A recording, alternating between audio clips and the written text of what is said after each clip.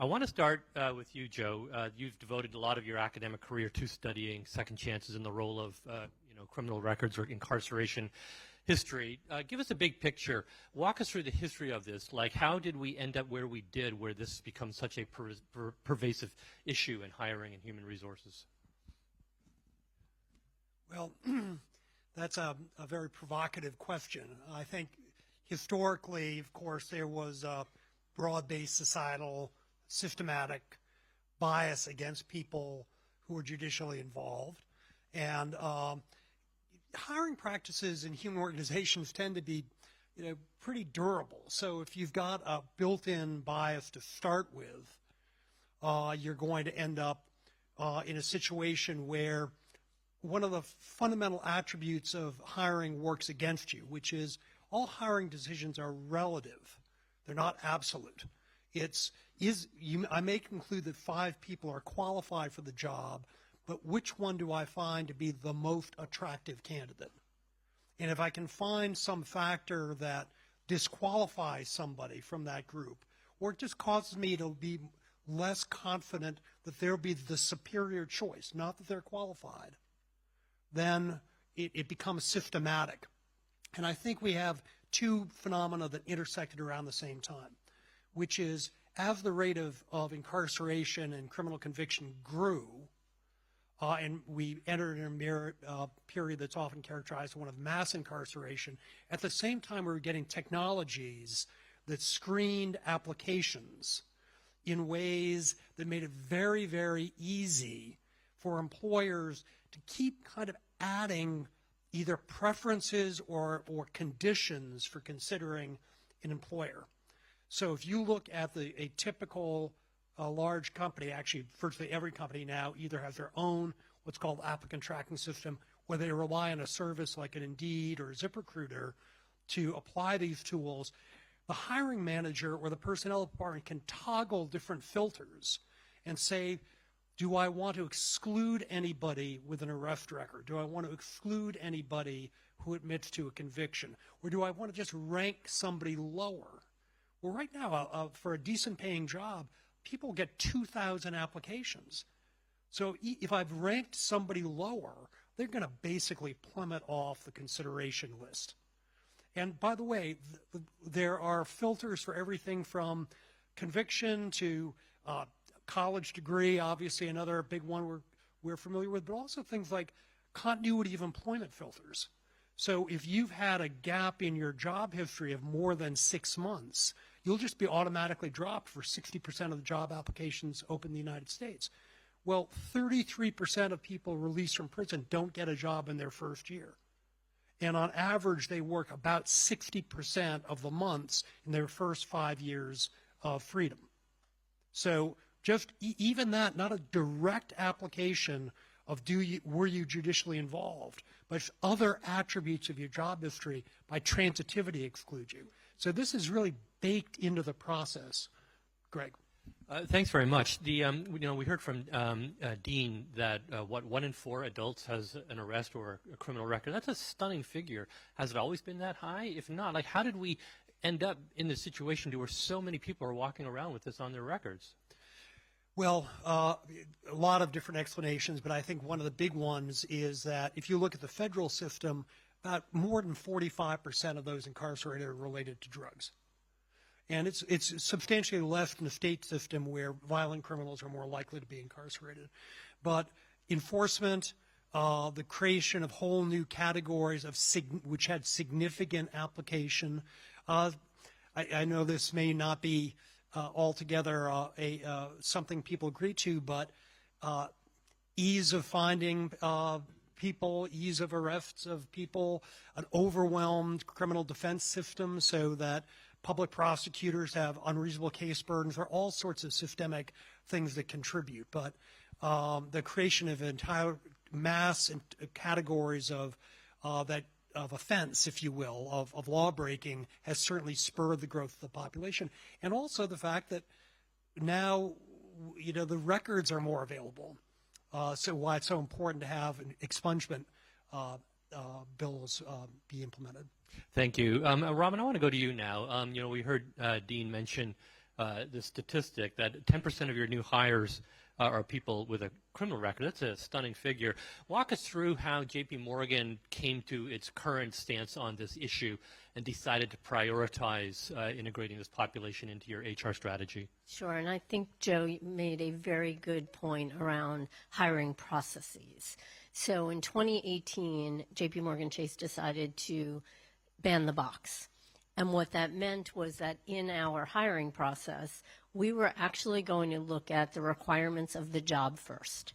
And we were not going to have those knockout factors that Joe spoke about. So if we have so many people applying for roles, and we are really clear on what the role requires, and we find those great people, we then make a conditional offer of employment, and then we go through the screening process. That change allowed us to focus on the work at hand, the talent, the great talent that we were hiring, for us to be in a position now 7 years later to have hired consistently 10%. So 23,000 people at our company have low-level records that we are delighted that they are in our company. They add to our culture, and they add to the communities. Have you been able to evaluate the success of those hires, how they relate to their peers? We do a lot of analysis in terms of the performance of people, the success of people. And if I can tell one fast story, a couple years ago, we made a decision that we were going to set up a virtual call center in Detroit. We have a real commitment to Detroit, and we decided it was not just about money. It was about employment. And the decision to go virtual, if you think about JP Morgan, we're a very in-person company. I'm sure you've read some of those headlines. Virtual call center was something that we said, let's start small and find really great people. Well, 30% of the people we hired have a low-level criminal record. And the performance of that call center for years had been better than our in-office call centers. So fast story to say, great people are hired, great talent, and performance track record speaks for themselves. That's a great example. Thank you very much. Julie, I want to go to you now. Randstad is obviously in a special situation where, you're not the second chance is relevant not necessarily because of your hiring for your own company, but because you assist your clients, your employers to establish their HR priorities and strategies. Talk to us about how Randstad decided to get involved in this and what are the special challenges of trying to sort of spread the message about this to your client base. Absolutely. We have a unique situation where we are engaging across every type of labor organization that there is, Fortune 500 companies down to very small organizations. And the challenge with that is every one of those organizations has their own hiring practice on how things work. And so there's a disconnect in our ability to be across the board standardized. The impact for us is we want to be a thought leader. We need to bring this to our customers. We need to have conversations. We need to leverage best practices. The stories that Robin talks about with JPMC and the work that they do there, a significant amount of work that we do with Eaton, who is a very big partner within the Second Chance Business Coalition. But we have to help them understand the impacts that they have. That comes from their applicant tracking systems, as Joe was talking about. Every one of them does something different. There's no consistency. And our engagement is to help them understand where there's benefits, how we as an organization can bring to them best practices from other organizations, and help them level the playing field. 98% of companies in the U.S. are growing and dying for talent. And yet so many organizations are leaving viable candidates on the sideline. And that's part of the opportunity for us to help bring that back together.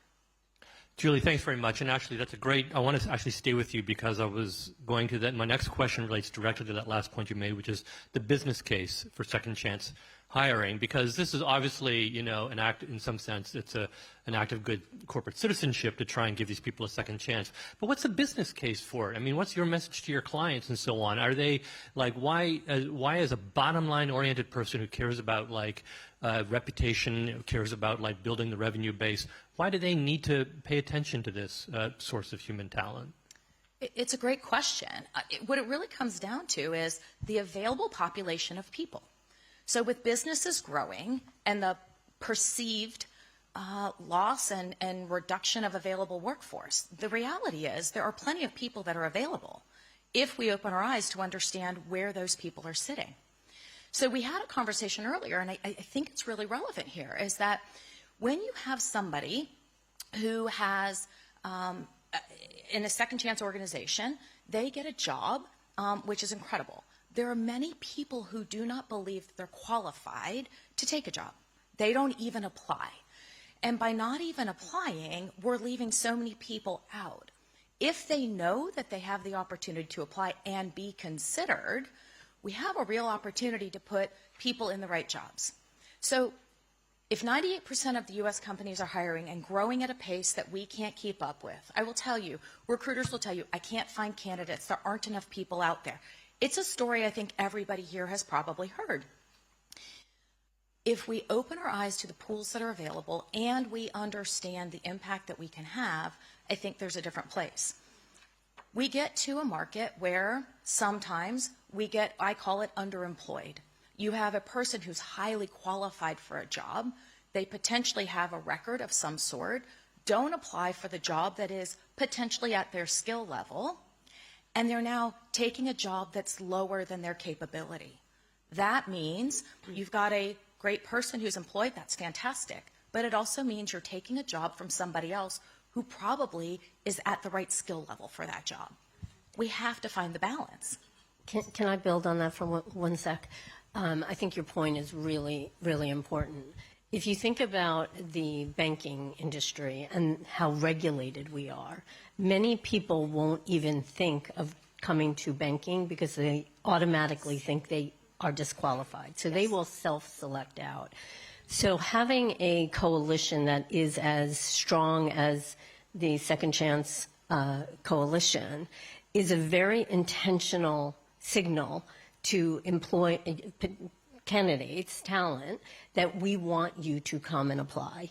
And that was a pretty significant decision that we made, and obviously Jamie being co-chair of the coalition, but we were very visible internally and externally about our commitment.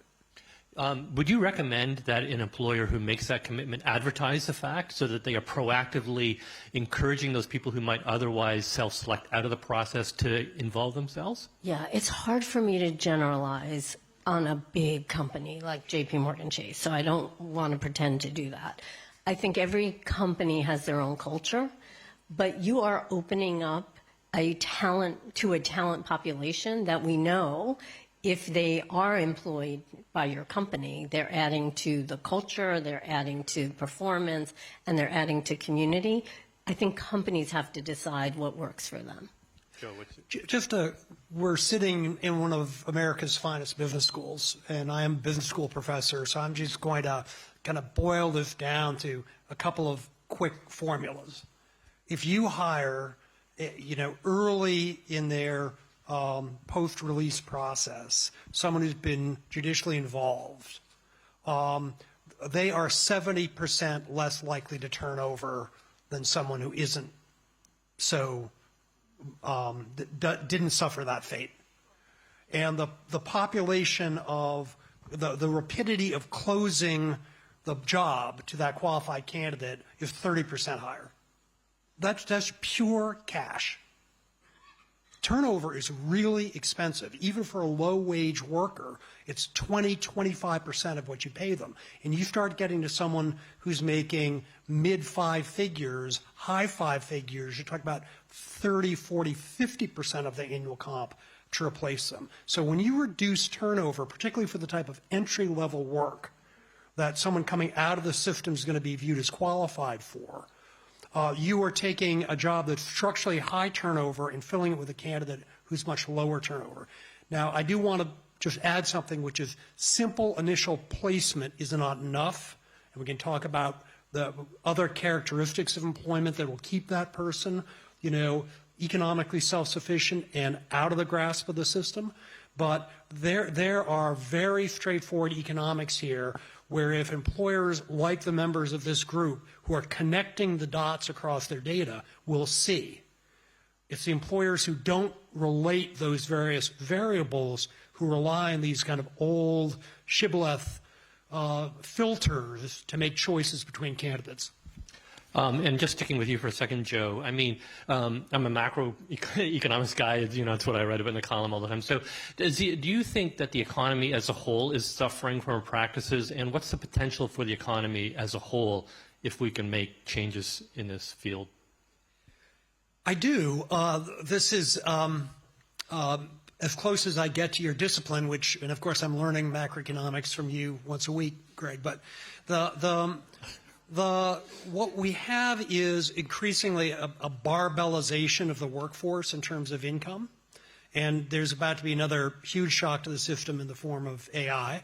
But what's happened is that, particularly with globalization and significant deindustrialization, we have a large number of jobs that are pretty readily accessible with people, but they don't always cultivate. I'm going to be more blunt.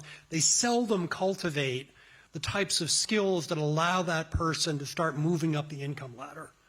And so people start turning over at a faster rate because the next best things available to them is a similar job that maybe pays $1 an hour, or is 2 bus stops, or 1 subway line away, as opposed to I've got to change trains. Well, in the labor market, you are what you eat. So if all of a sudden I string several of those jobs together, that ATS is going to just say, too bad we're not hiring what you've already done, because it's those job experiences I'm using to weigh the legitimacy of your candidacy. So now I'm kind of locked into, I can get a fairly low-paying job in hospitality and food service or in retail, but jumping into a bank, much harder. And in fact, our analysis of how low-wage workers exit a low-wage permanent position into a household-sustaining wage is very often they change industry. They get out of retail into banking. They get out of food service into healthcare.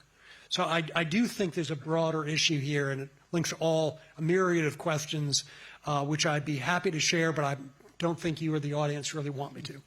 Thanks. Great points. Robin, I want to continue that discussion with you, because I think that the public, they hear criminal record and they immediately think of the Unabomber, right? So, and I think that we're talking about a population which is very heterogeneous, right? And so talk to us a bit about the granularity of actually implementing second chance hiring, because you can't simply treat all criminal records the same, right? So obviously there are certain criminal records that are a problem, right? And you probably do want to take that into consideration. So how do you as an HR professional and through your staff actually get into that very sort of granular process of looking at these records one by one, what's acceptable, what's not, and how does that interface with the various regulatory constraints that you as a bank have? I think it starts with lawful hiring, right? We are a bank, we are regulated, so we make sure that we're complying with all of the appropriate FDIC requirements. But because we are checking backgrounds after the fact that we've identified candidates, we know that this is an individual that we believe is qualified for the job that we assess them for. And then we are doing the screening. So I think it starts really with making sure that you understand the landscape, whether you're regulated or not, what the rules are, and what are the things you can do within your company. Like we were speaking earlier, when's the last time your company looked at your hiring process? I mean, we hire thousands of people a year. And in 2018, when we made that decision to ban the box, I hadn't looked at our hiring policy probably for a decade before that. For no ill intent, it was just we had a good process, we were able to find the candidates, and we moved forward. But I do think one of the specific things that you can do is just speak to your HR team about when did you look at that policy? What is the policy? Do you use knockout questions, to Joe's point? And I think those are really tactical things that are action-oriented, to Dane's comment. Like, this is informed, but it's action.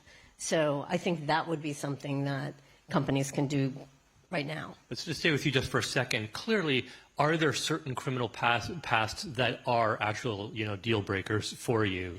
I mean. Yeah, I think, just living within what we're allowed to, what the regulation says is probably where I would start and stop my statement, because we obviously make sure that we're living within the rules. We are a bank, and we make sure that anyone who joins our company is not a risk, does not impact our safety and soundness, and we make sure that we are hiring them for the talent and the job that we want them to perform for us. Well, for example, somebody who has a conviction for passing bad checks, for example, you're a bank. How does that affect that person's, prospects? Yeah, don't test me on all the rules because I won't know them.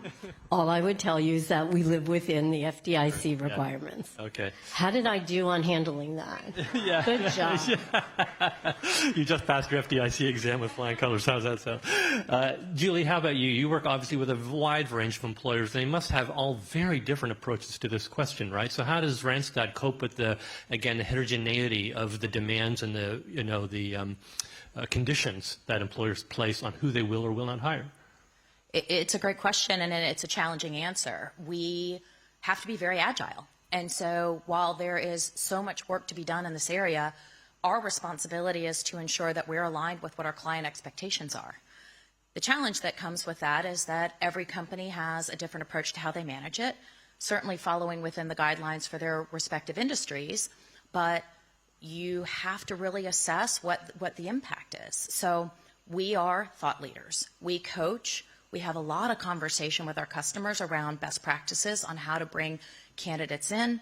We help them understand some of our other client companies that have had great success in opening up those pipelines for candidates. But we have to be agile, and we have to continually coach and train our teams. We work with a wide variety of people within our client organizations, and so where policies can be set at the top level in HR, there are many hiring managers across every organization who are empowered to hire who don't always understand the policies and don't follow them. And so where you have a client who will have an adjudication matrix that rules some people out, it rules some people in, our team has to really be agile. So we leverage our internal resources daily through an HR and talent engagement team to ensure that we are managing things properly, we are coaching properly, and we are helping our customers see things from a different lens. There's a lot of work to be done, but our teams every single day are working through this. Part of the challenge comes in when you have change at a client. So we get to a path, we understand what we're doing, we have standard operating procedures, we worked collaboratively, we know what we need to do, we know what the matrix should be based on their business. But there's no continuity. There's just nothing. And that's part of the opportunity, is bringing continuity to what that looks like and ensuring that we are true to what the customers are asking for. We stay true to all of the things that we stand for as an organization to create opportunities for people to go to work and try to help solve the problems that are happening along the way. Joe, you've talked a lot about the role of some of these tools like applicant tracking systems and so on. Are we, in your experience, do a lot of employers use these tools too bluntly, and are they a part of the problem? I mean, that get in the way of the nuance that all human beings possess? Yeah, I think there's a two-headed problem, Greg. The first is that most companies use tools like that in the service of reducing the number of candidates under consideration to the greatest degree possible. And I'm sympathetic with that. I used to be a CEO before I was a professor, and we would get hundreds and hundreds and hundreds of applications, and you couldn't take them all seriously. So we would put in rules about grade point average, or we only recruited certain institutions. I was running a high-level white-collar company at the time, so that made some sense. But even in my own history as a CEO, we were using pretty blunt instruments to try to take a big pile of paper and turn it into a small pile of paper people who could seriously consider. Now when I have AI-generated job applications, I'm getting a flood. And I'm not going to hit print 2,500 times and look at 2,500 pieces of paper. So I'm going to take fairly blunt instruments to try to get down to a reasonable number of candidates. Now, I would say in most companies, they're way over the line there. So in research I did some years ago, pretty good paying company job, support a family, would get about 400 applications. Now my guess is about 4,000 for that same job. But the modal number of people they interviewed was 4, with a standard deviation of 1. So they were going to interview 3, 4, or 5 people out of 400. So they've got a meat axe, and they're just swinging it.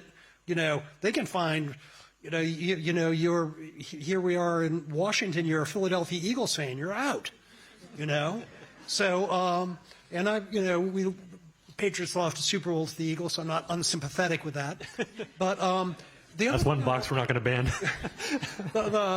Talk about fronting for an unpopular team. The other thing I want to say is the individual hiring manager, as you were referring to, because they're creatures of habit. And people do not hire someone who's going to work for them to advance social progress.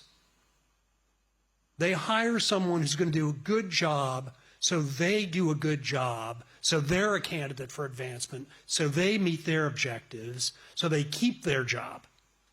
Now, if I can get that person to understand that swinging their own version of the meat axe is actually denying them the right to employ someone who will advance those goals, who will help them meet their objectives as opposed to some greater good.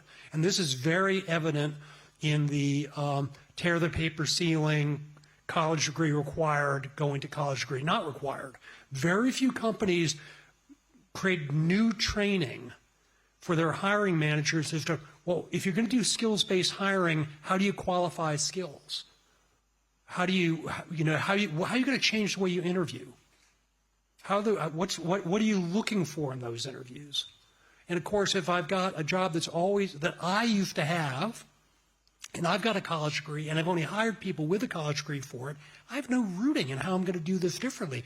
But I do have this other issue. Let's say I take a non-college degree graduate or the judicially involved person, and I hire them, and they're not successful. And my boss is saying, hey, you hired that person, and they quit, or we fired them after 6 months. What's the story? Oh, well, I decided, I picked the candidate that didn't have. You picked a candidate that didn't have a college? Why'd you do that? So we have to realize that there are a lot of human beings involved, and they don't view themselves. The corporation hasn't said, advance this social purpose, at the expense of your job performance. So what we have to do is build a bridge that you can improve your job performance by making this choice. Thanks. I'd like to, Julie, one thing I'm very curious to hear about is how the United States compares to other countries, right? For example, and Joe, maybe you can speak to this, the 1 in 4 figure of how many American adults have a criminal arrest record, is that high relative to other countries? And what is the custom in other countries when approaching individuals with this type of background? Is the United States an outlier? Julie, do you want to? Yeah, I think that we are an outlier in this. And so in European countries, it is much more acceptable to transfer skills and bring people back into the workforce after incarceration. We have a lot of policy and regulatory issues across the United States where we don't have a systematic way in which we can do that. That means that every person who might earn a degree while incarcerated might not be recognized for having earned that degree and have it recognized within the education systems in the United States. And so we need to find ways in order to be able to do that better. But for the number of people who have criminal records and have worked hard to create skills, to be a productive member of society when they leave incarceration, we have to create a way in which that can happen. It's much more acceptable in Europe for that to occur. They put people back at a much faster pace than we have ever considered. Joe, what's your perspective? Is the United States an outlier in the number of people that we arrest? This is good ground for research if there are any doctoral candidates in the room. There's so many variables, Greg. The mix of offenses is very different. So property offenses tend to be more common as a percentage of crimes in what I'll call pure economies than violent crime. The nature and what happens to you while incarcerated is fundamentally different. It's not always different. So I think the UK's prison system is more akin to ours in many bad ways than Sweden's is. But we know that having been incarcerated is a highly predictive variable for being incarcerated again, and that isn't an independent phenomenon. That's the experience of incarceration. So there's so many moving parts to it, but I would say that one of the things that we do have to recognize is that most of our peer competitors, there's a bigger public sector commitment to leaving judicial involvement and finding employment. So if you look at roughly 450,000 people are released from prison every year in the United States, federal spending on second chance and training in 2026 is $111 million. Generous $220 per person. So if you're in, we often fall back on the Nordics as examples, which is very exotic, small economies, but still, if they're spending 10 times that per capita, they're going to get a better outcome, believe it or not. I know we only have a few more minutes, and Robin, I know you also have a hard stop, but I want to finish it with you, and that is to ask the policy question. What policies at the federal or state level, for that matter, would really make a difference to helping advance this agenda? Yeah. So in 13 states, there is a policy that we've been actively supporting around clean slate. And 13. Sorry, clean slate is, could you describe that? Means that you are expunging your record, whether automatically or through an application process. And that is a significant barrier that people have. 13 states means that we've got a long way to go so that we are limiting the barriers for people to automatically have their records as we can removed. The other thing that I would just add is several years ago, we implemented a pro bono expungement of process where we invite people with criminal records who are going through the expungement process, which is very complicated. The legalese in those documents is tremendous. And just giving people the support to go through that process, to help them through that, is significant. So clean slate is really important. Some of those expungement clinics that we run have been helpful, but really making sure that people don't have unnecessary barriers to the workforce is what I would say are more policy work that can be done. Okay, thanks. We got a slightly late start, so I want to wrap this up on time. I'd like to thank the panelists for a very vigorous discussion, and I'd like to thank the audience. Okay.